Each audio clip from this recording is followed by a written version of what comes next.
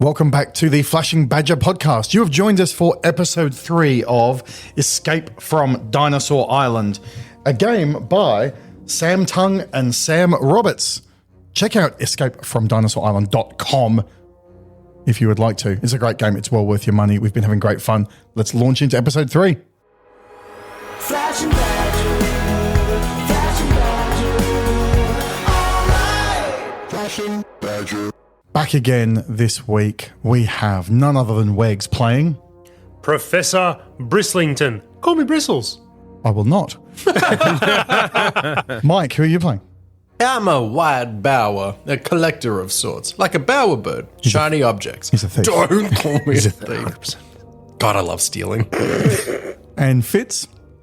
I'm playing Grill Bearless, hunter, survivalist, celebrity extraordinaire. And week 1, he was sort of Steve Irwin type, and week 2, he was a bit of an Attenborough type. Is there a change on the horizon again? Or No, the Attenborough type seems to be working okay. There was a lot less negative feedback I love how much it's changed. my poor Steve Irwin-esque interpretation. Yeah. Again, accent. much love, Steve.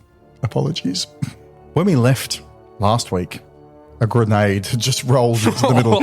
A grenade thrown by a stegosaurus. No, it was I was hoping you'd forgot about the grenade. grenade was thrown to the feet of our 3 erstwhile adventurers who were sat there in the middle of sort of some kind of research complex where a group of special forces soldiers had left them a little present on their way out. As we join this week, the grenade explodes with a ferocious noise and light. And I'll get you to re-roll some characters for me. Oh, no.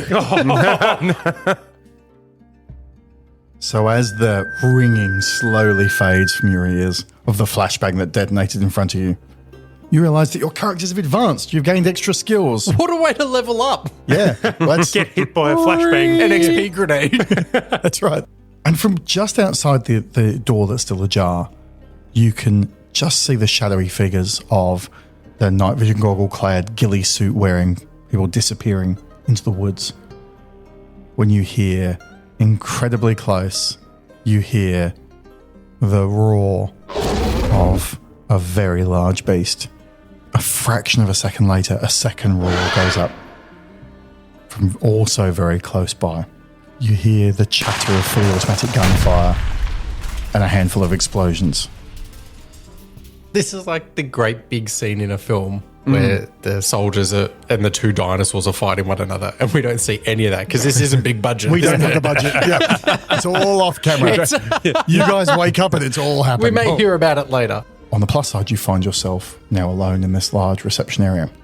Bristles, consulting your document you have, you can see that the coordinates are very, very close to you. In fact, you would put them to being one of the outbuildings. Now, you mentioned there were pamphlets when we walked in that were on one of the stands. Perhaps there's the information pamphlet with the layout of this place. Maybe you could marry up your GPS coordinates. Let's do it. Sure. So you have a look there and you pick up one of the pamphlets and it has a welcome to your installment here at Observation Outpost Gamma. And it has a little map with a key to it, and it has, looking at the little map, comparing to the coordinates you've got, you think TDA, monitoring and observation, is the building that you are going to need to go to, which is one of the smaller outbuildings, just slightly off to just next to the aviary to your east. And looking around behind the reception desk and things, you can find what's clearly been a short-term camp for the soldiers that you just encountered. And you pick up a scrap of what looks like a partially burned order pamphlet.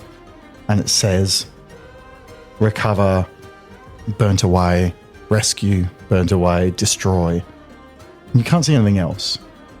But it looks to you like this was their orders. And you can see the date in the corner, which is today's date, or in the past few days, sometime in 2025. But looking at the computers on the reception desk there, again, they're those old-fashioned sort of monochrome terminals. Apple IIe energy, kind of. Absolutely, yeah. Early mouse sort of stuff. So Single mouse click in the middle. Yeah. So late 1980s sort of tech. Doesn't quite make sense to you. Now, that acronym in your pamphlet there, the TDA, that was what Scooter Boot said as he came down the stairs. He did.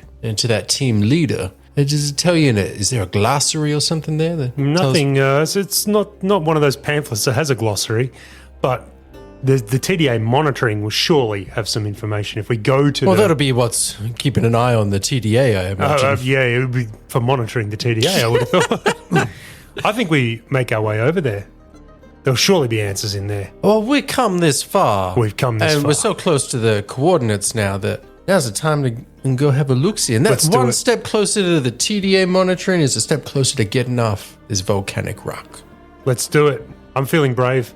Now carry me. When we came in as well, and there was mention of the pamphlets, there was mention in gear bags. Are they the same gear bags these men have left with, or would I be happy to see that they've left some things behind? If you'd like to have a little scavenge, you can see what you find there. While I scavenge, I'd also like to tell you both a little about. We're in Act 3 now. It's a good time to tell you a little more about my character.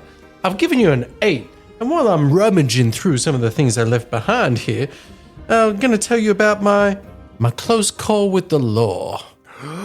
You're a lawbreaker. I've lived a life that is adventurous, one could say, and maybe sometimes on the wrong side of the law, but also wouldn't put that in any official document. But there I was, boarding a plane and taking my seat in business class where I belong and getting ready for takeoff. But all of a sudden the staff start walking up and down the aisles, and there's one of the men stands up from the back and pulls his little badge on a chain. He's walking around and asking people some questions. Now, I'd done the right thing and I'd moved seats a couple of times because I just like to find one that's more comfortable for myself. So I shanked him. With my letter opener. I got off that flight real quick and back to my car in the long-term parking, and I was out of there. But then, I don't even know if it was about me that day. I just got a little nervous. And the whole time I've been digging through gear bags. Making a lot of noise. And you guys are just like bug-eyed staring at me. About the time you killed a cop. Yeah. Breaking glass. And you're going to find something valuable in these bags. What do you find in there? Now, valuable to me in this sense is going to be... Now, I'm happy that it can be financially valuable, something you squirrel away, or It's it can be information something... that I know people are going to pay for. I find hard drives, but these are with the logos of the NZDI, and they're labeled with the Dymo labeler. That's how you know it's official and it's good. I'm going to correct you there, because they're actually big magnetic backup drives, like big 1970s magnetic backups. And they've got the old labels they used to do on the plastic where it sort of stamps and embosses into the plastic. Oh, yes. The old real 70s that labels one. on. Yeah. But yeah, there's a couple of those. You can fit them in your satchel or your backpack. I do that. Okay. As I jiggle them in my hand, do I get a sense of their monetary value? You know that they're going to hold maybe even megabytes worth of data. It's going to be quite a pretty penny in there. Quite a pretty penny. Straight into my backpack, and I put those in a plastic bag that is tied off. I ain't no fool. I've seen your river crossings. You're not going to catch me out and losing my bounty. You empty out your sandwiches and stuff and put them in your Ziploc bag instead. Hate to put a good Reuben to waste. You make your way outside the door, and the sky is now darkening. It's not quite nightfall yet, but the sky's taken on this like purple or turquoise hue to it, and the clouds now are beginning to roil over the center of the island. It's real. It looks like the end of Raiders of the Lost Ark, where the clouds are all aggressively spiraling around, very high speed. And you're concerned by this. You can feel a crackle in the air. It feels to you like a storm's coming. The volcano was bubbling before as well. There is too much activity. There's a lot of tumultuousness. Because an island island. covered with dinosaurs wasn't enough. Yeah, we just need to escalate it a tiny bit more. Cthulhu appears. Grill, as you get down the steps outside, you feel something on your top lip. Is it my magnificent moustache? No. And no. you rub the back of your hand across your face and it comes away red with blood. Right. Oh. Oh, God. Have I been injured from the flashbang? Not that you know of. Seems odd and unusual. You can track it. I follow the track. Follow the blood trail. It leads to your nose. From my nose. I point this out to the others, like, what's going on here? Because I'm magnificently, well, famously very healthy and fit and all that kind of stuff. So this is And when you look at unusual for me. them, you see there's blood trickling from each of their noses as well. To be fair, mine was broken earlier today. Gentlemen, have What's going on here? Are you all feeling okay? As I wipe my nose. I feel okay. I wipe mine onto my shirt. I go, I'm fine. And you feel a bit lightheaded from seeing the blood. You're making your way into that little outhouse. Yep. Are we able to see where this previous battle or encounter took place from this doorway? Like, You can see it's over the gravel road into the woods. And you can see the flashes and the noises all died down now. right. You as a hunter, you can hear what sounds like large animals moving through the foliage. Yeah, okay. And the sounds are getting fainter to you. It sounds to you like they're moving away. right. I don't think we need to attract their attention. I reckon we just hot-foot it over We run towards... Yeah. No, I'm just joking. I think we head towards our the ultimate TDA goal. monitoring. Yep. The TDA building is a that separate down. attachment.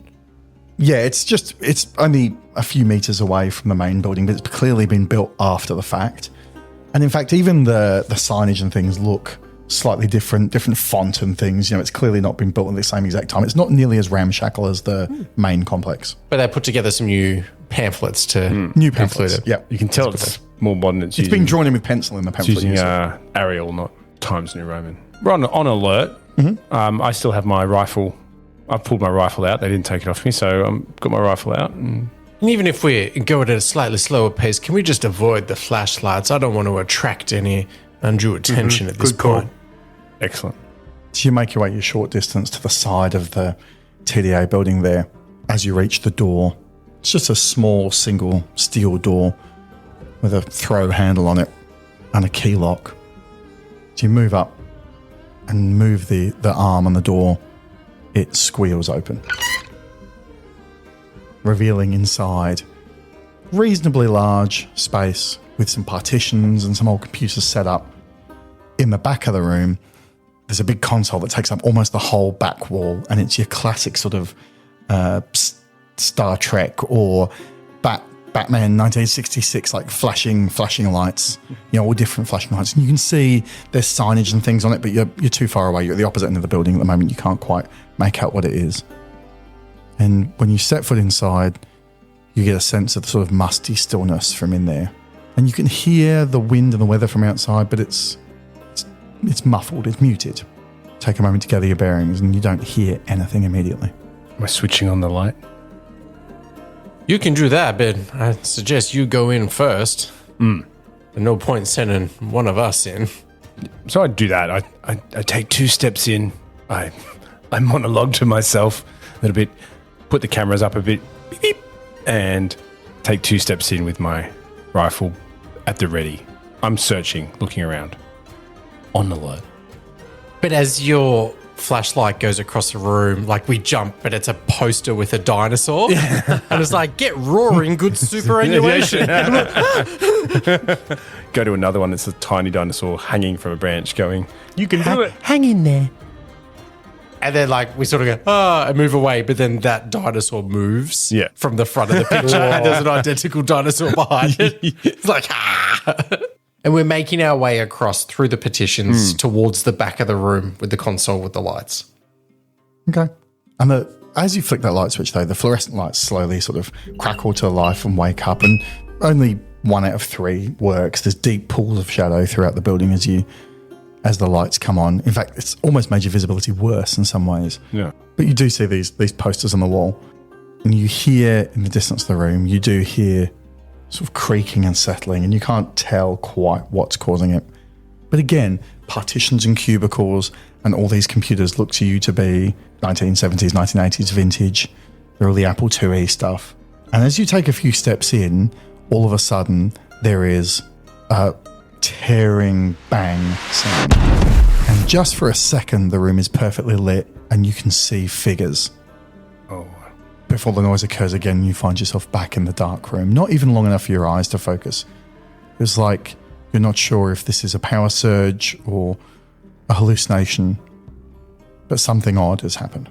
I'm unsteady on my feet and I reach out and I just grab onto one of the desks for a minute to try and get my balance. Grill, did you see those figures? I did. I'm hoping you did too. Bristles? Well, I was playing with dinosaur bones. What? Yes, I did. Yes. What is? What do we do, Grill? Do we call out to them? I fear that I've seen enough 1980s movies to posit that we're in some sort of temporal shift here. I don't know if they can see us or we can see them.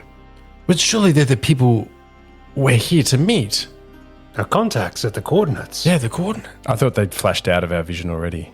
You flashed in and out straight away. Yeah, I'm just trying to bring sense to something that my brain doesn't understand. I'm going straight to I'm making my way down to the back wall computer. That makes sense. Given we're here, there's coordinates that have led us here. I'm not being left alone. I'm following. In the middle, so I get eaten last. It is a flying V formation. Let's get onto this computer. Yep. I'm pretty good at the old technology from the 80s, given that was my heyday. I might jump on and start smashing the keys randomly and seeing what happens. I like the idea you're very excited. You're like, oh my God, this is the Neblix 725-E replaced only by the -Z. Oh, runs on a 2-watt battery. Yep. This is a computer I used in my heyday. I'm very familiar with these. Let's log on and see what I can explore. You tap onto the computer and there is thankfully no log-on terminal. It just takes you straight in. It takes you straight into the monochrome black and green screen and the user interface there. And it's like, welcome, user. And it gives you the following options. And the options are download log data and backup log data and admin access. And then down the very bottom, it's like print access logs. I'm going to print up the access logs or print up the data to make sure we have a copy. When we get off this island, we need evidence of what's happened here to get out. So I'm going to print it up. But first, let's read it, just in case. So you first, Nick, you see a series of entries written longhand describing experiments and data captured from the island and from the sensor packages placed all around the island. And when you look at the locations, you can see that one of them is the box that you found near the river there that you followed the cables from. And the last entry there is dated ? And the entry before that is 3rd of June, 1981. And there's nothing since then. Nothing for 40 years. But time is a little more fluid around these parts. Doesn't seem quite right, does it? Nothing for 40 years. What's in the data? Most of it is observations that you can see from the platform, but when you read back, you can see one there that's from Dr. Sorensen, says A. Sorensen, and it has this, we're on day 265 of studying the anomaly, and time seems to have taken no meaning. At this stage, we've encountered beasts that should no longer exist in our world. We've called for an evac of the center, but unfortunately we lost main power before we could get everyone out. We still have teams in the field gathering evidence, but it's time to evacuate the center. For all we know, the portal will not remain stable forever, and we're not sure if our control systems are effective. Portal control systems. You reading this, Wyatt? Well, looking over your shoulder there as you were clicking away, what I can't get my head around is if there's all this scientific research and whatnot going on here, and they have these elite teams and they're performing evacuations, then why on earth have the three of us been rallied together? We each have, let's say, a particular set of skills, but I don't see where it makes a wise business decision to drop me here in the middle of this here kerfuffle. Kerfuffle's putting it lightly. To perform my tomfoolery. Shenaniganry. To what end? Jiggery pokery. And you hear from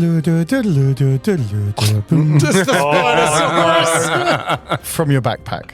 Oh, thank God. From your backpack. I drop one strap and I swing it round to the front of myself.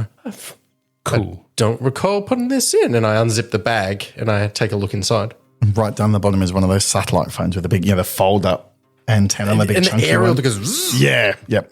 And this voice on the other end is like, tracker showing you at the correct coordinates. Yeah, this Need is... you to recover the data from there. Oh, I can't tell if it's a recording if I'm talking over him. Your evac point will be same as the insertion point south of the island. Hold up, I'm writing this down. South of the island, you say? Could you send me a text? You have 2 hours. And you know it's taken you 15 hours to get where you are. Now, you say 2 hours. I just need to check your time versus my time. There's been some weird things going on here lately, which I'm sure you might be aware of. My watch has it at 8 p.m., but you probably use the... Yeah, we've got 0200 local time. That's what I've got as well. It just took a minute for my watch to recalibrate. 0200, you say, even though the sun just went down. Okay, it's fine, it's fine. Evac team will be there to pick you up. Make sure you're there. But yeah, We need you to harvest any and all data in relation to the TDA building. Bring it back. Your payment depends on successful recovery. Yeah, and I'm very focused on the payment. I just want to confirm a couple of things with you. You have my BSB and account number there for the electronic funds transfer, an EFT, if you will.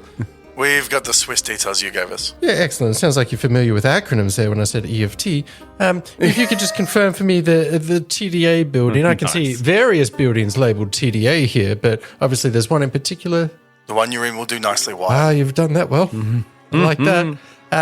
I will pass on the information to the people that I'm with, but I understand that the information is of the utmost importance to you. There's a lot of scary things here. Maybe there's something that can assist me with recovering this data for you that can keep myself alive to carry it to you. We've airdropped a vehicle somewhere nearby. It'll be able to be accessed by you with the keys we gave you at the start. It's not stick shift, is it? Didn't you throw those keys at a dinosaur? No. The keys. It cuts back to the wasteland, the muddy swamp, and just keys just go. It's like a sleeping tar pit. Spinosaurus next to it. The vehicle was airdropped in the clearing of the building there, but the evac vehicle couldn't stick around. It was too hot. There was The vehicle was too hot. Some kind of flying predator overhead. Yeah, well, that tracks. Not a dinosaur, though, from what I've learnt whilst being here. So you make sure Lizard that's with- correct in your report, or that's lizard not with getting through the first time. Well, thank you. I've managed to keep you on the phone for 30 seconds, which means I'm sure someone could track your location if you were intending to cause me any harm. But before you go, I didn't catch your name. The phone hangs up. But you do recognise that as the voice that contacted you some weeks ago and gave you this assignment. Excellent. The voice that directed you to the private airfield. And who was that? Now, Bristles and Grill, that was the person that had contacted me for this endeavor. Was touching base on a phone I forgot I had in my backpack. It just assuring that we're at the correct location, being the TDA building, and nothing has changed. We're looking to collect the relevant material and then get out of here. But I just can't understand why it's just the three of us. Well, you got these little Ewok-looking dudes running around with high-caliber ammunition and all kinds of predatory beasts. Well, we're running out of time. I think we need to start... Have we got everything that we need from here, from the coordinates? Bristles, have you... Well, they're emphasizing the requirement to gather as much as we can, and I've got some bits and pieces, but, I mean, a fate worse than death could be getting back there without what they require. I turn around and I look on the desk, and there's one of those cream with the clear top, old 3.25-inch floppy disk holders.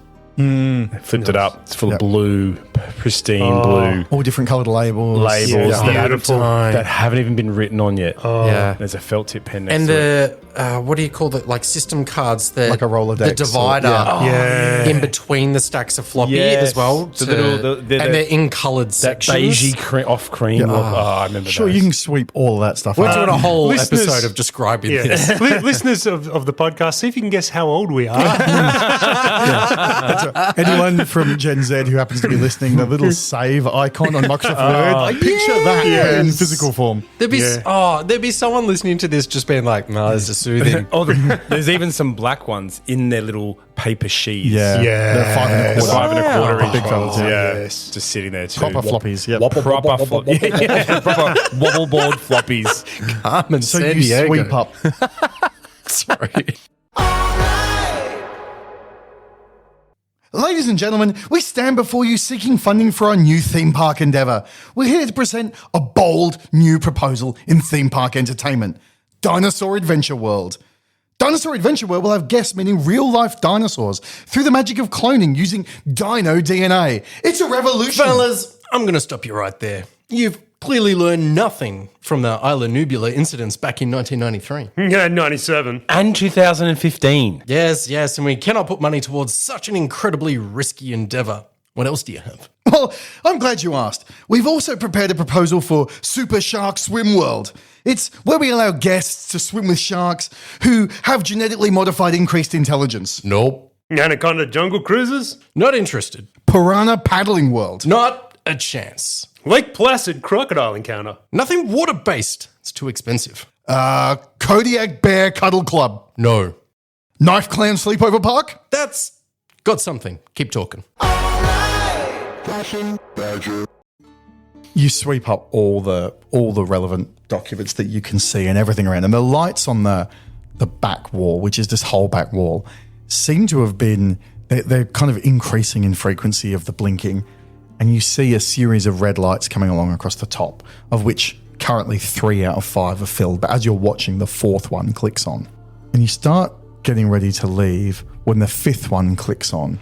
And all of a sudden, you find yourself in a brightly lit room with a person standing in front of you that you recognize as none other than Elias. And he's standing with his back to you, or aside to you, flicking through the floppy disks that are on the desk in their pristine container with the brightly lit overhead lighting. And he turns and sees you and he says, "What the?" Just as it snaps back. And the lights have gone back to 0 out of 5 on. Time to go. Time to go. Yeah, and I'm time to sweeping go. everything into Time a is garbage irrelevant. bag. Yeah. A big black garbage Yeah. bag that I'm just frantically tying a knot in the top and jamming it into my backpack. I'm like, I've seen just about all the sightseeing things that this island has to offer. Yep, this concludes the tour. It's time to leave. You make your way outside, and you know the coast is a short distance off to your east. Your evac point that they called and told you on the phone is south, but it's a long way south. You don't think you can make that in 2 hours. My hands are still shaking as I jiggle my way through my backpack, and the carabiner on the inside still has the keys from earlier, and I'm frantically pressing the gloop, gloop, gloop, gloop, gloop, gloop button, and I'm looking around, and I'm trying to sight something that could be nearby. Just inside the tree line, slightly further along the road that travels east-west, sort of, parallel to the river, even though you're a kilometre away from it or so, you see a faint glimmer of light go as you press the button. But I was fumbling so much that I held down the button as well, and now it's doing the... The boot and all the windows opened, and now, yeah. All right, let's make our way towards that, I think. That's our ride. I've got the keys. I think we need to get out of here. I concur. Let's get out of here, scanning the tree line and start moving with purpose. You follow the tyre track marks to the car. Yeah, 100%. So scanning the tree line to your south is where these soldiers disappeared and where there's now virtually no noise. All the trees are swaying like crazy, though the wind has picked up. The sky has this rich purple hue now. It's actually casting like a purple glow on the land. It's so bright. To your north, you see the towering heads of a giant sauropod, big long necks grazing on the tree canopy and slowly walking. They pay no attention to you. They're some distance away. You keep making your way east and you come across the car. And the car is small, like open top Jeep. I was going to say, I hope it's not a convertible. It's a 2-door Barina, something like that. And sure enough, this is the car that's bleeping when you press your button. Where would you like to go? I think we need to jump in it. I think, oh damn, it's a stick. Who's got that map in front of them? Tell me there's a road that'll lead from here down to the point we dropped in off the Hovula craft. There is, I think, but we're going to have to book it to get there quickly. Excellent. One of you keen to drive, I'll jump in the back as almost like a lookout / man with a you're gun. going to be over the top with Over the the top- rifle. over the top with the This is rifle. Yeah. amazing. And then you two in the front. Welcome I'm to the thinking- Humvee, gentlemen. Yeah. I'll drive. You got the broken leg, and this is a stick shift, so we're going to need 2 functioning legs for this. Yes. And I can't even get the keys in anyway. So it's at that point you take them off. Yeah, I'm shaking right. and Bristles jiggling just around. grabs so Come on, much. whippersnapper. Snatches them out of your hand and just goes, Yeah, so- I'm driving. Yep. I start unfolding one of those road maps that's like 6 foot wide as I keep unfolding it to the Yeah. point where you just scrunch it up and throw it out the side. And it's after a couple of seconds you realise we haven't taken off, we haven't started moving. I'm sitting there with my seatbelt on, glaring at you two until you put your seatbelts on, Kids these days. You're doing an 18-point vehicle check with I'm your checking- side mirrors. making sure all the You mirrors adjust are the aligned. mirror and see Yeah. a dinosaur really close, and then just adjust it back the other way so you can't see it. Well, I guess we're safe. Grills, you might want to duck. So as you're trying to get your key in the ignition, you look in the rearview mirror and you see a 5-foot tall predator with fierce front claws, long, agile back legs. You know that this is the Utah raptor. This is a dromaeosaurid. It's a pack hunter. This is like the velociraptors from that film we're not mentioning. An incredibly dangerous animal. As the dinosaur expert, I feel like this is my time to shine. I unbuckle my safety belt and jump out and glare at the dinosaur.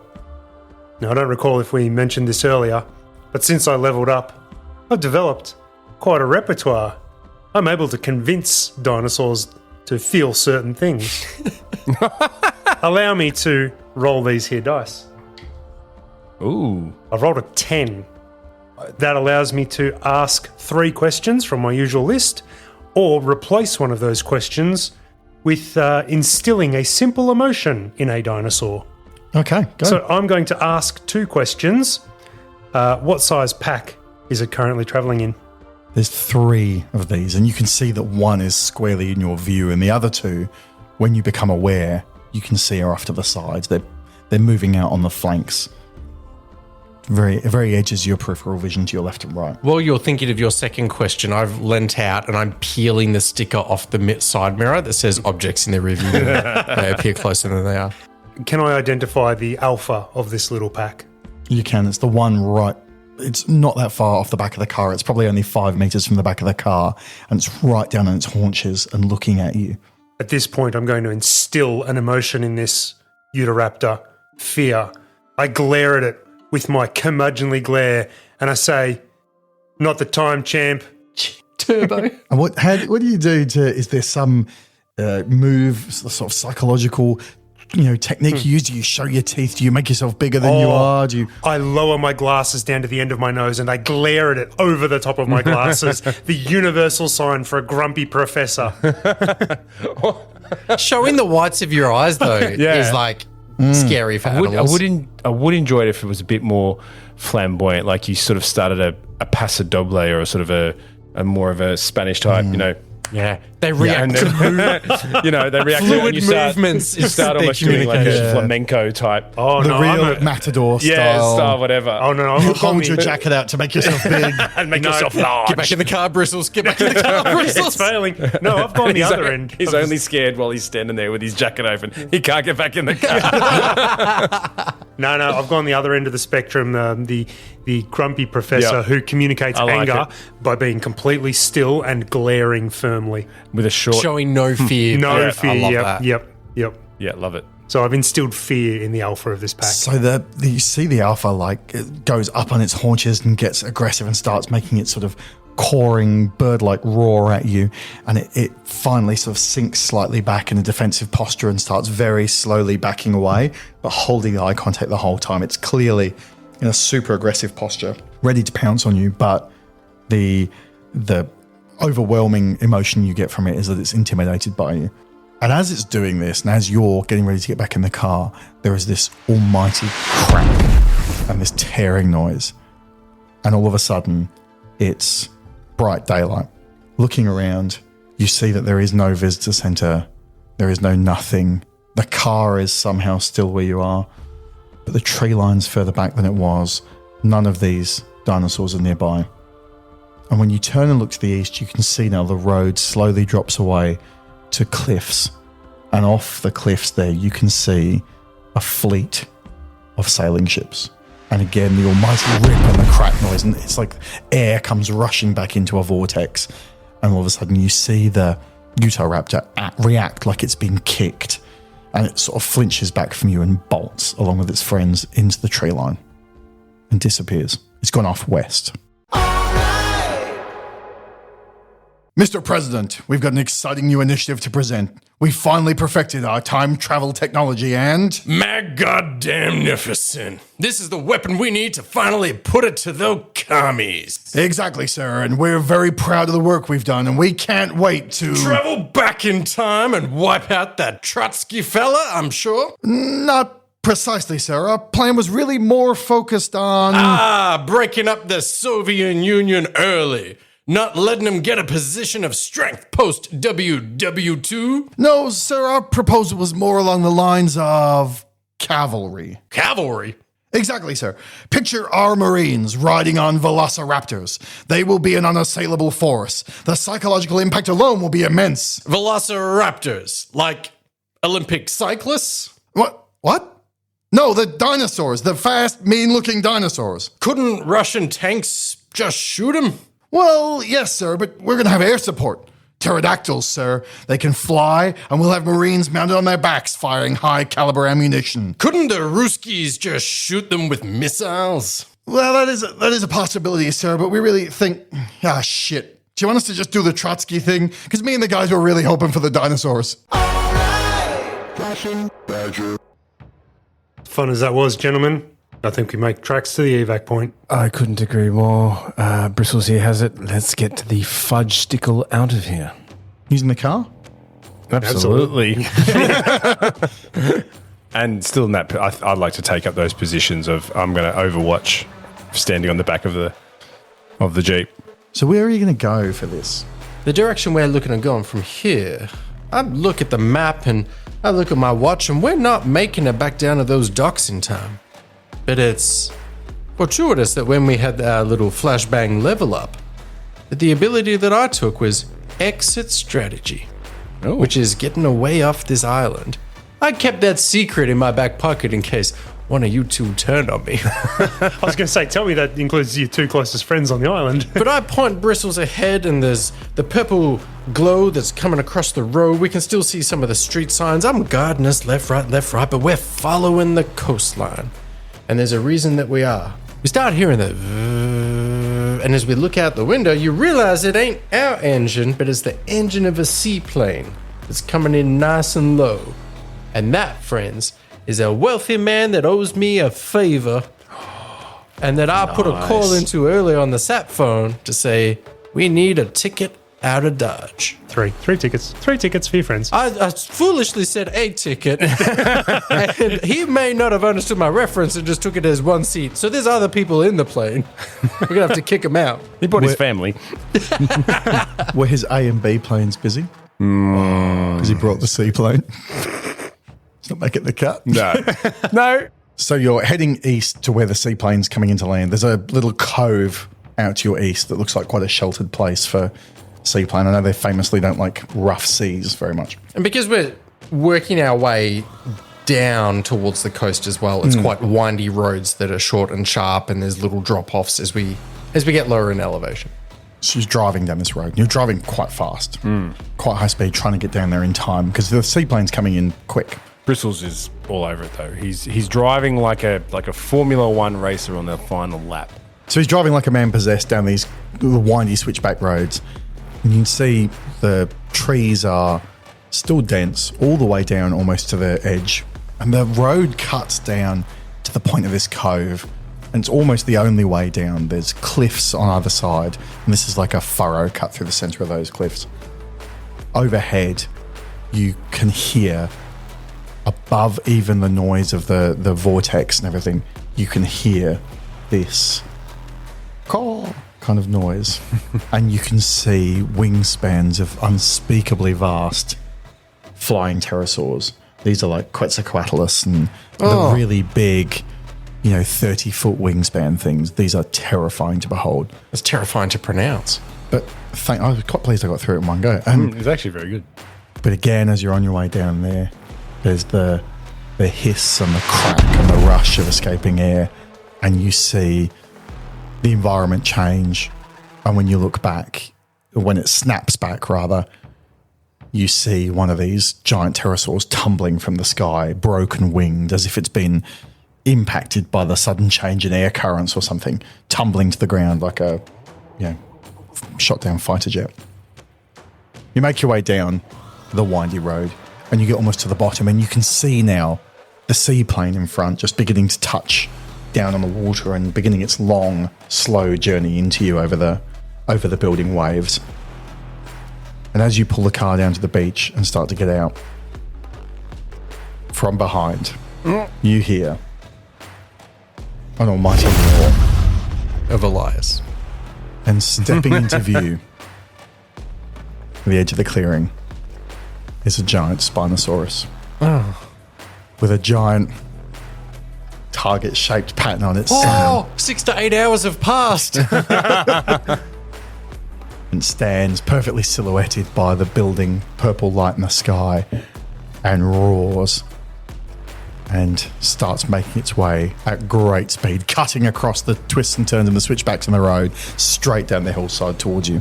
At this point, I'm drawn to my dinosaur expert trait, and I read at the very bottom where it says, you can only use this move once per species.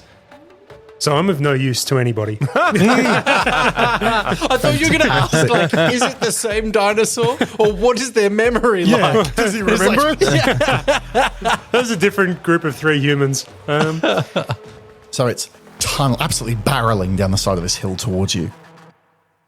You've probably got 15 seconds before it's on you. Run it over. Just drive the Jeep into the water. Where it says run on our list of options, are we speaking, is that like a physical No, run? that's any means to get away. Okay, I think that's our answer, gentlemen. So what you like to do, you're all going to run together or you're going to split up? Oh. I'll drive the Jeep as a distraction. You two hit the beach, get out to the seaplane. I hop out of the Jeep. I leave the door open. And in this moment of panic, I'm starting to think only about myself. But the seaplane is still taxiing towards us. And I see a little beachy shack off to the side. And I'm running straight to it and straight through the door to try and get some shelter inside that little building. So you're going to hide? I am. Okay, roll me a hide move. I've rolled a 7. Rolling a 7 puts you in a difficult choice, or maybe not so difficult. It means it can't find or get to you. Great. But someone else is exposed if you stay hidden. Pretty easy choice. If you stay hidden, you're going to be fine, but they will not be. I feel like the plan was for me to distract it anyway, so seems like a good choice. Might get you and Grill.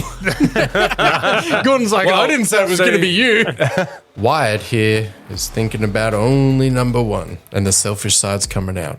Wyatt's going to hide. He's going to hide well. So he's staying locked in this. It's a bit like the lawyer in the toilet in Jurassic Park. You're staying locked in this tiny little shed. Wegs, I'm going to do Bristles last just because he's got something. He's being fairly flamboyant with his. What's Grill doing? Grill's going to be Grill and he's going to take some glory. As arrogant as he is, he's going to turn his beep, beep camera on and he's going to fight. He's going to stand, he's going to roll out, load his rifle and have a shot in the hopes of getting this Spinosaur and knocking it out. If you hit it in the same spot, like it hits the same previous dart as well, I hit the back of my old dart. Yeah. And it just doesn't goes go into yes. doing it. All right, roll that for me. Let's see how this goes. Oh, no. So you're going to get +1 for your weapon, which brings you to a total of 6. 6. 6 is a miss. Yep. So can it hit something else again? I shoot the one. There was a gillied guy behind it that was going to save us all, and I shoot him and cancel that out. he was the sniper on the hilltop, Yeah. ready to take the shot. And it's arced off, pinged off the sail, I can and got save him, and then no, he gets You shot in heard the eye that with a big train. Wilhelm scream. As you go, Yeah. So you have taken what we call a casualty move. Yes. This means essentially you're going to be dying here. Right. Because he missed the shot. You need to tell someone your darkest secret or your most unfulfilled hope, and then you're going to have a choice, and neither of those choices are particularly great. Mm-hmm. Who are you going to tell your secret, your hope to? You know what? We can flash it back that it happened while you were in the car or something. No. if you want. I took the shot from the back of the Jeep that Bristles is driving. Yep. And unfortunately, I missed, and as a result, I copped a swipe or whatever it was Absolutely. from It's, the dinosaur. as it's closed up on the Jeep, Yeah. it's done a big It did claw the big swipe. I missed the shot. It's Opened up my chest. yeah. Blood, gut, everything. So you're lying down in the lying open down. back My of head's fallen in between the seats, and Bristles has got my head in his hands, and he's looking. I'm cold. Every time he changes cold. gear, the gear stick hits you in the top of the head. It's me in the eye. Sorry about that. A bit more blood pops out. So tell Bristles, darkest secret, your most unfulfilled hope. Grill, stay with me, Grill. Everything's going to be okay. So I'm laying there, blood coming out of me, looking up. I'm getting cold. Stay with me, Grill. Getting cold, Stay with me. Bristles. I'm sort of reaching out. I'm trying to drive away from the Spinosaurus. I'm getting drenched in blood as I try and change Bristles, gears. I need you to know this isn't my first time on this island. What? I first came here over 150 years ago. Grill, you look fantastic for your age. That's how I got off the island. My survival skills somehow from back in those days translated well to celebrity. But at the end, I was just trying to get back to my wife, back to my family. If this information helps and you find them, let them know that I... Grill. Grill, wake up, Grill. So as a casualty, you have an option now. And that is that you can take one final heroic act and be dead for good. Or you can be knocked out of commission, which means one of the others might still be able to save you, but you're out of action now. Help I us think- out here with I think I heroic might act. do the former. I didn't actually pass as that last one. I go, tell my wife that I love them. And I stand up with the last ounce of strength and hope in my body. I pull my hunting knife out. I run and jump with the giant overhand, double holding, samurai, hiya, screaming the blood death knell onto the great beast itself with the idea of stabbing it and stopping it. And it makes a noise like, ah. I was kind of, if there'd been an explosion or able to behind me, it would be amazing. But if not, As you jump, he leans on that hazard lights button, and the exhaust gets lit up by the flashing yellow. It looks like an explosion behind you. Cool. So And you're that's it. sat on the back, just stabbing into the sail stabbing. over and over again, and the dinosaur is screaming and snapping back over its shoulder, giving me more wounds. trying to get you. But I'm just going like a... It is furious and is utterly distracted. Dinosaurs and mankind never coexisted until now.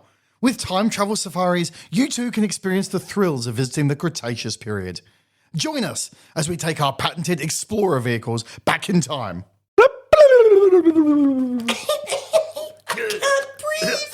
Help us. Well, okay, well, never mind. We've now perfected the system. Let's try again.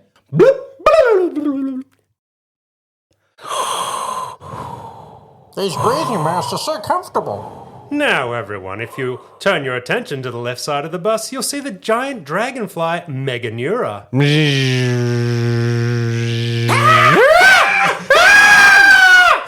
Okay, let's try again. We've installed vehicles on the window. Let's go. I'm glad you're all enjoying the tour. I'll remind you not to touch any plants or insects in case it has unexpected consequences on our timeline. Oh my gosh, Jerry, look at this cute little dinosaur. I'm going to pat it. Caw! Bird people of Bird Earth! This concludes our tour of the late Birdtaceous period. We will now return to Birdtopia. Caw! Welcome back to the Flashing Badger Birdcast. Caw! Flashing Badger. So Grill has nobly sacrificed himself to distract Heroically. this dinosaur. Bristles, what are you doing? I can see how close the seaplane is to landing. I do a quick U-turn, and I'm heading back over to this beachside shack to get Wyatt. I know he's been selfish, but damn it, he's got the data. I need him to survive. So I'm going to zoom back to him, grab him, and we're straight onto the plane and out of here. You bring the thing to a sharp 180 on the sand there, kicking up a big plume, and floor it back to the shack. Just as you're about to pull up outside, Wyatt will cut to you. And I can see the car go sideways and the sand go everywhere, so I'm peeking out through the window. Like a real hero. Yep. Now, I don't mean to shock both of you, but I'm a smuggler. What? Yeah, I know, Not right? a thief. And so my once a game sort of ability is unreliable. When you disappear at an inopportune time to pursue your own ends, say where you've gone, I'm in the shack, then roll and see what I found. It's -1, so I have a 10. Now, On a hit, it's something valuable. On a 10 plus, which this is, I also get to choose if it's either useful or it's easily concealed from the others. So I found something that is valuable. In this shack down by the beach, are you going to give me something or shall I? You tell me what you found. I have found... A catamaran. I want it to be something to do with a TDA. Ooh. Oh, How about it's the operations manual? It's a big, thick folder that's the sort of, it's the classified introduction document to new people going to the site. And it talks about not only the anomaly in the sky above you, which is the time vortex, but also the methods they're using to control it and all kinds of valuable technical specs. It's half sticking out of a gear bag, and next to that is like a leg and an arm, and someone who's been devoured, and that's the only reason it's still here and didn't successfully get off it was the the island. one unaccounted copy, hard copy. Yeah. So It the was- front cover says copy 26 of 50. yeah. I'm grabbing that and I'm jamming that into my backpack as I zip it up and run back out across the sand, and I'm saying, time to go, time to go, time to go. Yes. And just running. Yeah, and as much as I'm unimpressed by your heroics, I've developed a bit of a paternal streak with you, young whippersnapper. Come on, we're getting out of here. Your characters always love us despite our flaws. Many So flaws. foolish. Many flaws. How many times would they abandon you? And I'm like, come on, kid. So you start wading out to the shallows. It's only sort of waist deep, the seaplane at this point, and there is that almighty crack and tearing noise. And looking back behind you, you see that it's an overcast day. It's the middle of the day, and there is lava pouring down from the volcano that's covering half the island. And you see that immense smoke wave of pyroclastic flow making its way towards you. And as this apocalyptic wave of destruction is about to hit you, again the tearing, rip, snap noise happens, and you find yourself back in the shallows, almost at the boat. And you can tell these snaps are getting quicker and quicker and quicker now.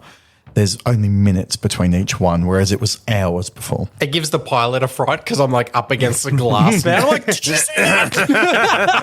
And you pull open the front cabin door of this, and you're like, Jock, thank God you came. Oh, Jock's a cool name. Yeah. And in the back, Bristles, you climb up. In the back, you're sharing the back seat with his pet snake, Reggie.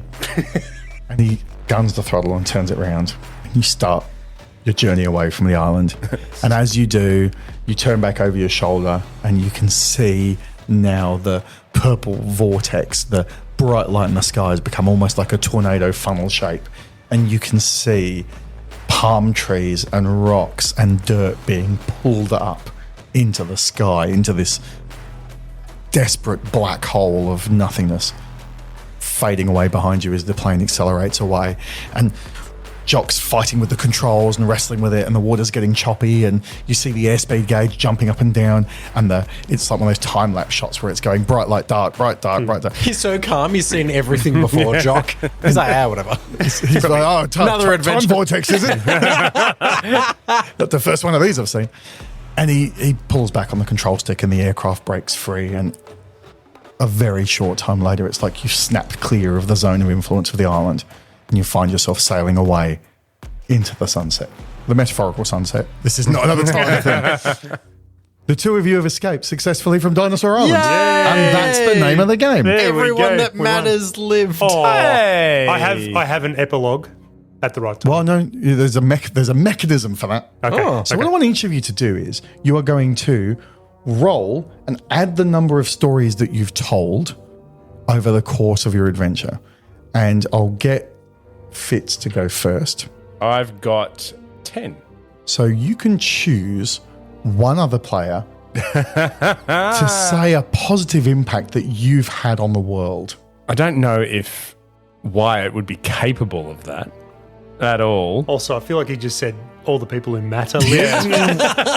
Exactly. And that's why I'm like, So I'll think I'll choose Bristles. I'll choose Wegs for I that genuinely had my epilogue in my head is already about this. one. Oh, there you go. So we cut to a year later. We're all safe, all recovered. 2/3 of you are. All the people that matter. hey! I'm in a good place. I've made peace with what's happened. I'm over. I'm at my daughter's house. I'm very fond of my daughter. I like her husband. They're a great part of the family. She's pregnant with her first child. And as I lovingly embrace my daughter, I say, how do you feel about the name Grill? That's so good. Because I hate the name Grill. Oh, we hate it. We loathe it. I know you're hating this out of me. I love it that you're going to reintroduce someone else into the world with the name Grill. Yep. So the other two, you two who survived here, Wyatt and Bristles, roll your dice for me and do Could the I just same. say, that was a lovely epilogue. I Could like I just, it. It was Thank a you. lovely moment. It's a terrible name, though, so it's tainted the whole likes thing. it. In a fleeting moment of trying to get more dice, like my character, as it's fading to black, is quickly telling a story about something, but it fades out too fast that I can't get the extra bit. Let me tell you about the time I had to buy fuel for Jock's plane. Terrible. I've given you an 8. I've rolled a 14. Oh, that's better. Well, let's hear the 8. It's not actually that bad. Wyatt, let's tell me an image or a memory. Describe something for me that you're going to carry with you from your time here on the island. Okay, I'm laying on a beach in the future, and it's somewhere in the Bahamas or somewhere where I don't have to pay tax. And the sun is setting, and there's the reflective glow from one of the little bar shacks of purple light that casts across the sand. And it makes me smile as I drift off and think about the purple light on Dino Island. TM. And I take a big sip of my drink and chuckle. Bristles. So you're going to tell me something good that happened to or because of your time on the island. My adventure. To you. Is it? I mean, it's probably going to affect your credibility as in your profession. I was just going to say, I walk into a stadium. It's overflowing with people. I walk onto the stage. There's crates and crates of my new book entitled Who is the Real Monster? Dinosaurs or New Zealanders? I have people clamoring for a signed copy, and I sit there and I just think I'm going to be able to fund 1,001 research grants and one particular important research grant, Alan Grant. I'll be able to fund his work for years to come. My daughter, her husband and their child Grill will be set for life. And I just sit and reflect on the joy I've been able to bring to the world. And I'm going to add a final one, which is you return to your museum one day where you now have residency and you're a man of great import. And as you're walking along, you see a painting on the wall of famous explorers.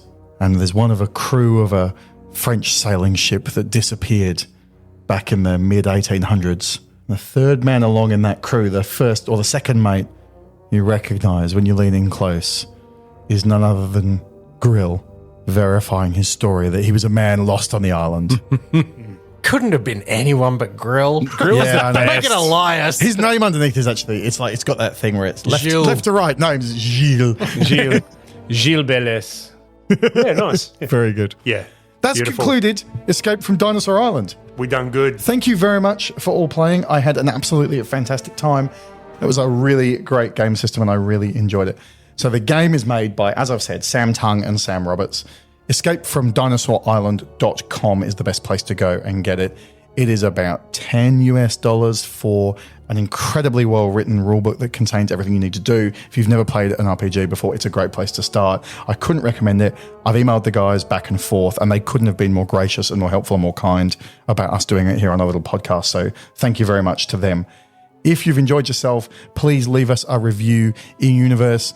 If you are a Spinosaurus just minding its business who got attacked completely out of nowhere by 3 tiny humans, let us know.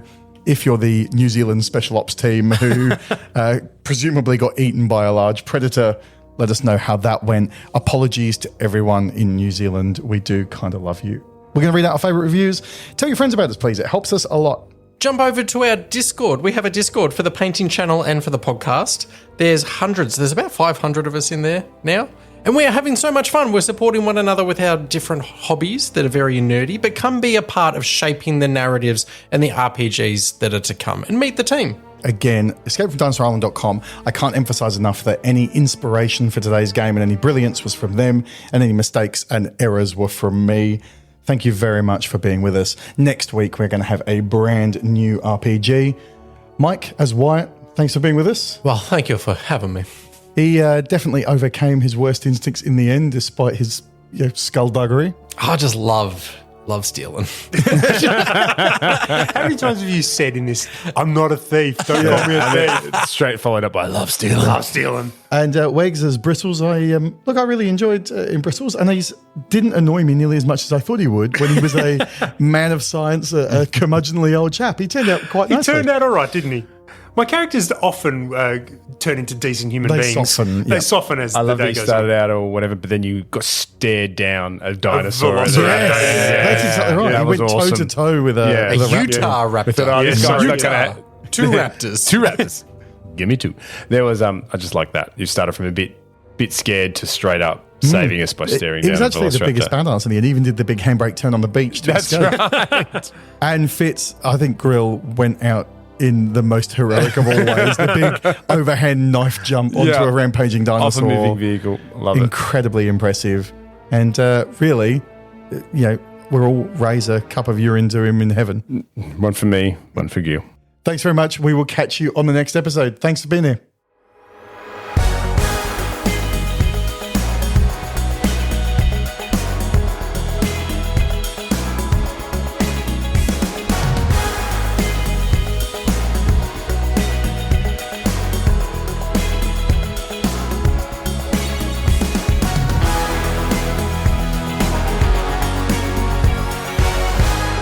Flashing badger.